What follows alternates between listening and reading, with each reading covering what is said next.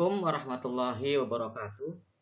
Kita akan lanjutkan materi kita, dan materi kita sekarang adalah iman kepada kitab-kitab Allah. Iman kepada kitab Allah adalah bagian dari rukun iman. Apa itu kitab?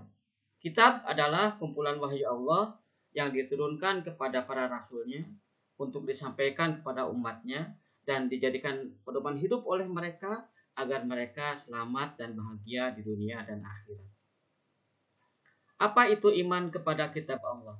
Iman kepada kitab Allah artinya percaya bahwa Allah telah menurunkan kitab kepada para rasulnya dan percaya bahwa kitab yang dibawa oleh para rasulnya itu adalah wahyu Allah, bukan karangan para rasul tersebut.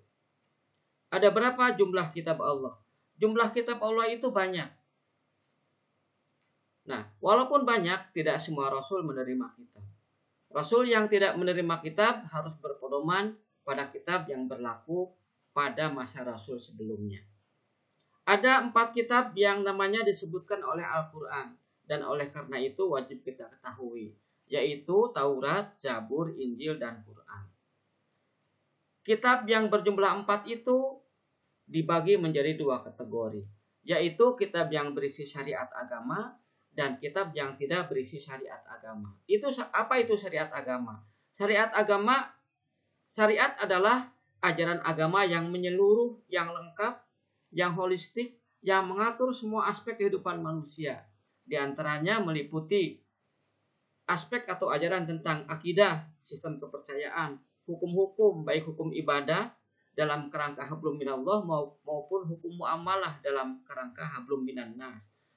Berisi tentang akhlak, keterangan tentang kehidupan setelah kematian, sejarah, isyarat tentang ilmu pengetahuan, dan lain-lain.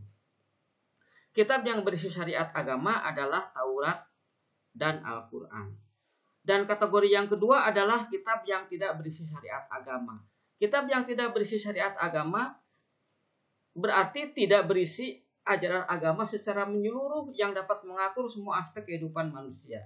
Kitab yang tidak berisi syariat agama itu hanya berisi aspek-aspek tertentu saja dari ajaran agama. Kitab yang tidak berisi syariat agama itu adalah Zabur dan Injil. Zabur konon berisi tentang perintah untuk bersyukur dan memuji Allah saja. Sedangkan Injil berisi ajaran untuk mematuhi perintah Allah dan menjauhi larangannya. Kemudian menyuruh untuk beriman kepada Allah yang Esa. Dan yang ketiga mengabarkan tentang akan datangnya Nabi Muhammad SAW. Gambaran tentang kitab, syariat, dan rasul yang menerimanya adalah sebagai berikut. Kita lihat ini Nabi Musa. Nabi Musa menerima kitab Taurat. Karena kitab Taurat itu berisi syariat agama, maka Nabi Musa dan umatnya berpedoman pada Taurat. Nabi Ilyasa tidak menerima kitab. Karena Nabi Ilyasa tidak menerima kitab, ia berpedoman pada kitab yang diturunkan dan berlaku pada masa Rasul sebelumnya. Oleh karena itu, Nabi Ilyasa berpedoman pada Taurat.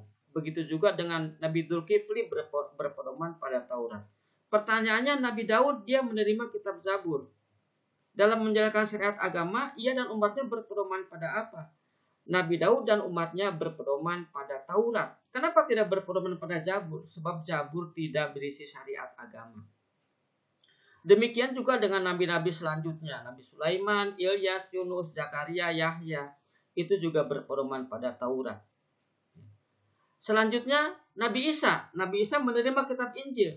Dalam menjalankan syariat agama, Nabi Isa berpedoman pada Injil atau Taurat. Nabi Isa dalam menjalankan syariat agama berpedoman pada Taurat. Kenapa tidak berpedoman pada Injil? Karena Injil tidak berisi syariat agama. Dan yang terakhir adalah Nabi Muhammad. Dalam menjalankan syariat agama, Nabi Muhammad berpedoman pada Al-Quran karena ia menerima Quran, dan Quran itu adalah kitab yang berisi syariat agama.